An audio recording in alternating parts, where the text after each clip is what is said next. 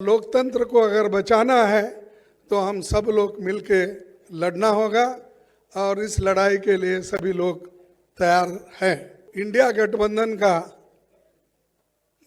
एक मुद्दा है कि सभी लोग मिलकर काम करेंगे। 22 दिसंबर को ये जितने भी सस्पेंशन हो गए उनके बारे में ये चलेगा। सदन इधर चल रहा है, ये लोग अहमदाबाद में बिल्डिंग इनॉग्रेशन जाते हैं, सदन इधर चल रहा है। मोदी जी अपने कॉन्स्टिट्यूंसी में जाके घूमते हैं। यहाँ तक कि 151 लोगों को सस्पेंड करके बाहर जो निकाले, ये पहला इंसिडेंट है कि देश में इतने लोगों को आज तक किसी ने सस्पेंड नहीं किया था।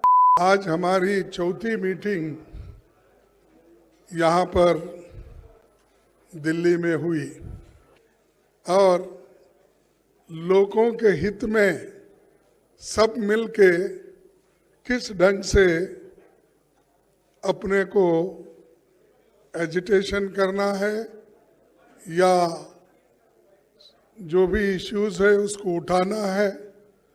तो ये सारे देश में कम से कम 8-10 मीटिंग सभी मिलके करने का एक निर्णय हुआ और लोगों को ये मालूम करना जरूरी समझे कि गठबंधन के लोग अगर एक मंच पे नहीं आएंगे तो लोगों को इसके बारे में पूरा इसको जो उनको माहिती मिलना है या मालूमात होना है वो नहीं होगा। इसीलिए सभी ने माना और सभी लोग मिलके ये निर्णय लिए हैं। ये एक बहुत अच्छी बात है कि हमारी मीटिंग कम से कम 2-3 घंटे चली। दूसरा चीज जो हमारे 142 लोग एमपीस, अब तो 151 हो गए शायद, तो इतने एमपीस को जो सदन के बाहर डालकर सदन जो बीजेपी की सरकार चला रही है इसको कंडम करते हुए हमने एक रेजोल्यूशन पास किया कि ये अनडेमोक्रेटिक है और लोकतंत्र के खिलाफ है और लोकतंत्र को अगर बचाना है तो हम सब लोग मिलके लड़ना होगा और इस लड़ाई के लिए सभी लोग तैयार हैं। और ये पहली बार है हिंदुस्तान के इतिहास में डेमोक्रेटिक एक प्रोसेस में कि जो मुद्दा हमने हाउस में उठाया था वो कोई गलत मुद्दा नहीं था। वो मुद्दा यही था कि जो लोग सदन के अंदर आए वो कैसा आए और किसने उनको लाया और किस ढंग से वो सब तरफ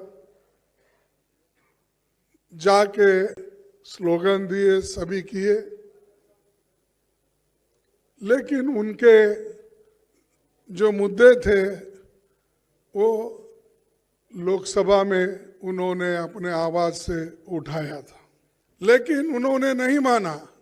मेरे को समझ में नहीं आता, सदन इधर चल रहा है, ये लोग अहमदाबाद में बिल्डिंग इनॉग्रेशन जाते हैं, सदन इधर चल रहा है। मोदी जी अपने कॉन्स्टिट्यूंसी में जाके घूमते हैं। ये क्या है? ऐसा कभी नहीं हुआ। सदन यहाँ देश में रह के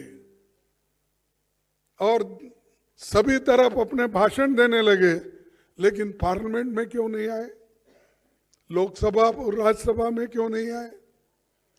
तो ये जो उनकी मंशा है कि डेमोक्रेसी को खत्म करना, अगर नहीं गए तो क्या होने वाला को कौन पूछने वाला है?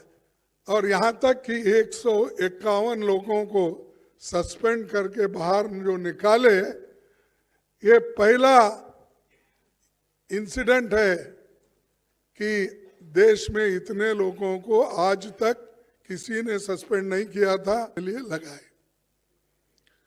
ये बड़ी बुरी बात है और इसके लिए हम लड़ेंगे, मैदान में जाएंगे। और जो आज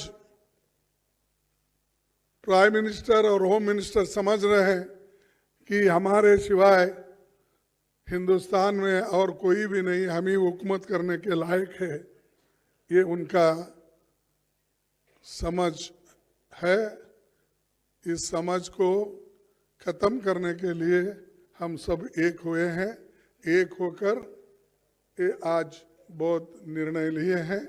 एक तो 151 लोगों के बारे में, और दूसरा जो है सब मिलके प्रोटेस्ट करना। और ऑल इंडिया प्रोटेस्ट 22 दिसंबर को ये जितने भी सस्पेंशन हो गए उनके बारे में ये चलेगा। और तीसरी बात यह है कि जो इंडिया गठबंधन का एक मुद्दा है कि सभी लोग मिलकर काम करेंगे और सीट शेयरिंग का भी हम मिलके पहले जिस स्टेट में हमारे लोग हैं, पहले वो लोग वहाँ पर एक दूसरे से समझौता करेंगे। अगर कहीं दिक्कत है या कहीं अभी नहीं बन सकता, उसके लिए फिर यहाँ पर हमारे जो इंडिया गठबंधन के नेता लोग हैं उसको डिसाइड करेंगे। तो ये हमने तय करके ये मीटिंग करा। मुझे खुशी है कि इस मीटिंग के 28 पार्टी के नेता लोग और सभी दिग्गज यहाँ जो बैठे हैं वो सभी ने कोऑपरेट किया और कोऑपरेट करके इस मीटिंग को यशस्वी बनाया। इसीलिए मैं उन सबको हार्दिक बधाई देता हूँ, उन सबको धन्यवाद देता हूँ। हमने पहले सभी लोग जीत के आना है, जीत के लिए क्या करना उसके बारे में हम सोचे। कौन प्राइम मिनिस्टर बनना ये बाद में की बात है। एमपीज अगर नहीं है तो प्राइम मिनिस्टर की बात करके क्या फायदा है। तो इसीलिए हम पहले अपनी संख्या बढ़ाने के लिए एक होकर सभी लोग लड़ के हम मेजॉरिटी लाने की कोशिश करेंगे। और बीजेपी आज जो और मोदी जी बहुत इतना 1-2-3 इलेक्शन होने के बाद उनको तो इतना घमंड आया कि अब देश में मेरे सिवाय कोई नहीं बचेगा, या दुनिया में भी मैं एक ही लीडर हूँ, प्रचार करते हैं। तो हम पहले जीतने की कोशिश करेंगे और एक होकर जीतेंगे।